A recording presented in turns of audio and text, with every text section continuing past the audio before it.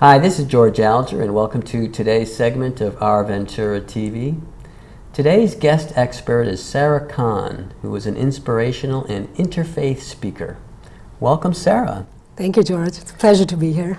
So we could do a whole show just on your talking, but today we have an interesting topic about your contributions to a book called Sexy with No Boundaries as a Muslim woman, all right? So first of all, let's find out, how is it that you became a contributor to this book? That's an interesting question, George. You know, the main author of this book is Hidi Lee, and she's actually an internationally acclaimed fashion designer.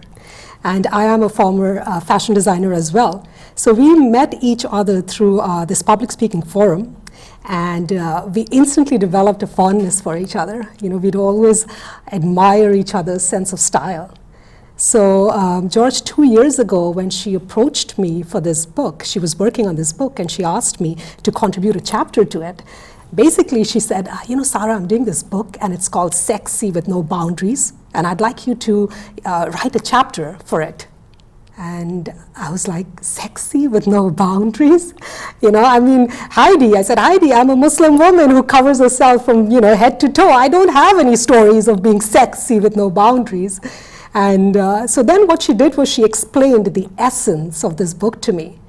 And basically what she does in this book, George, is she talks about how we should let go of the old school definition of sexy, you know, the perfect Barbie doll figure or being provocative.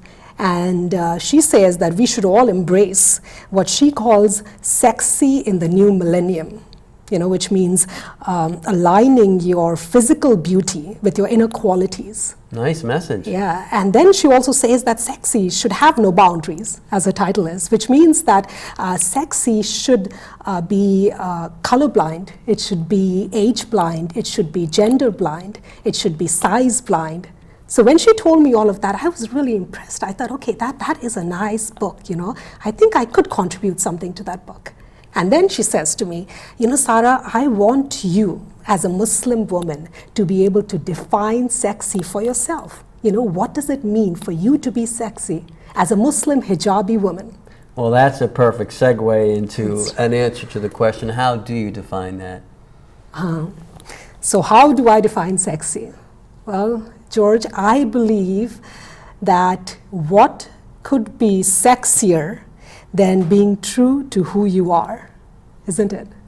So for someone like me, you know, a devout Muslim woman who covers herself from head to toe, who wears a headscarf, you know, and in adherence to my faith, I believe that modesty is sexy because that is true to who I am.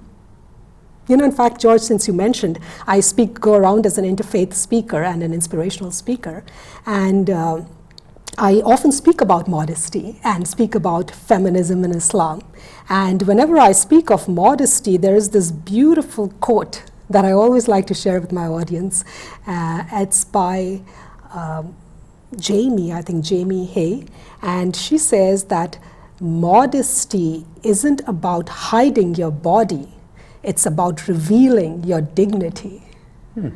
So, you know, it's interesting because I personally believe that it's true. You know, in our society, modesty can be perceived as just hiding your body. You know, I mean, there's this perception that modesty is something that is primitive, you know, or it's regressive. Sometimes people even think that they equate it with body shaming. And, you know, I think that's because of the hypersexualization of our society, George. Well, that is common in our world.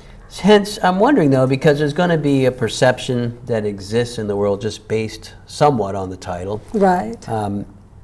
Hence, is there any challenges you've had as a Muslim contributing to this book?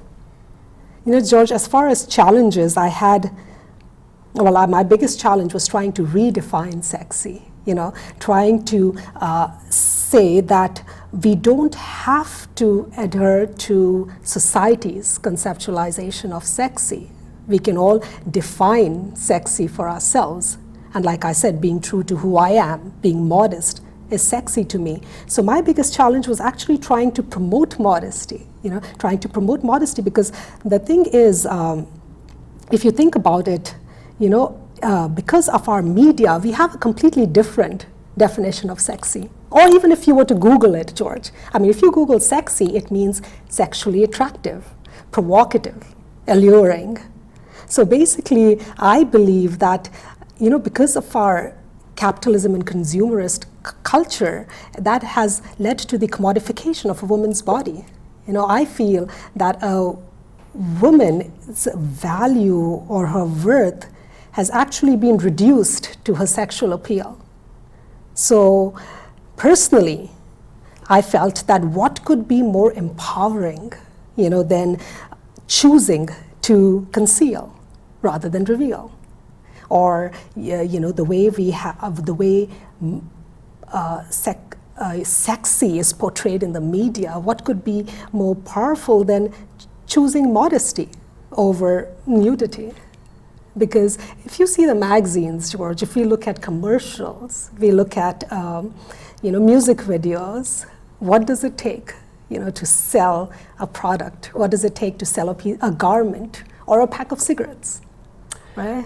Well, you have touched on an important point, because certainly there is there's plenty of women who do believe that they're being objectified or commoditized is not a good thing. So I'm wondering, since you are out in the world speaking to such diverse groups, what has been the reception to the message you've just conveyed, and even your definition of sexy? Well, one of the challenges I always face, George, whether I'm trying to promote, my contribution to the book or speak as a Muslim feminist, is that as a Muslim woman who covers herself from head to toe, often I'm perceived as being oppressed by the men in my family, or being sexually repressed. And the funny thing is, I actually have many stories about that, George. One of them is that I was at one time, I was giving a speech, and I walked off the stage, and one of the audience members approached me, and he said to me, "I just kept looking at you, and I wanted so bad to pull that cloth out of your head. I just don't understand, why do you let yourself be tortured like this?" So why do you let yourself be tortured? Why do you allow yourself to be tortured like this? And not just that, George, there have been many times when people have asked me, as a public speaker, when I go up and speak, afterwards in the audience, people ask me, does your husband make you wear this, cover up like this? Or do the men in your family, does your dad make you cover up like that? So sometimes it is hard for people to comprehend, or to just fathom that somebody would want to do something like that by choice. And the reason I do it by choice is because I would want people to value me, to see me and value me based on my intellect, based on my personality, based on who I am as an individual, and everything that makes me me, rather than simply my physical appearance. Of course, I think that's what all humans want. Right. So let me ask you this, though, because, of course, there's going to be people in any culture who, seeing something new, aren't going to fully understand it. Right. That's common across the world. Right. On the other hand, your message of modesty, though, I was thinking, might find an appreciation amongst a number of people. Is that not the case? That's true. That's definitely true. I mean, there's always people who wouldn't agree with it. There's people who are open to that different point of view and are respectful towards it. And then there's always people who completely agree, who too believe that modesty can be an empowering tool. It can be a feminist tool. Modesty can be sexy. So I've always had all kinds of people, basically. Yeah, so now I want to ask you, just from your experience, what kind of feedback have you gotten from, let's say, younger women? Are they more receptive to this or less receptive to this? What kind of feedback have you been getting?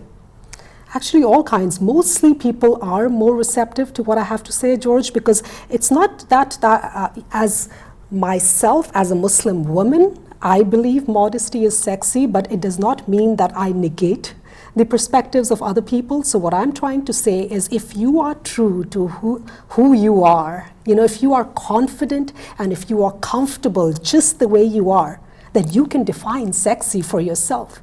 If sexy to you means being physically attractive, to me it could mean being intellectually attractive, but that does not mean that your definition of sexy is not, it is wrong.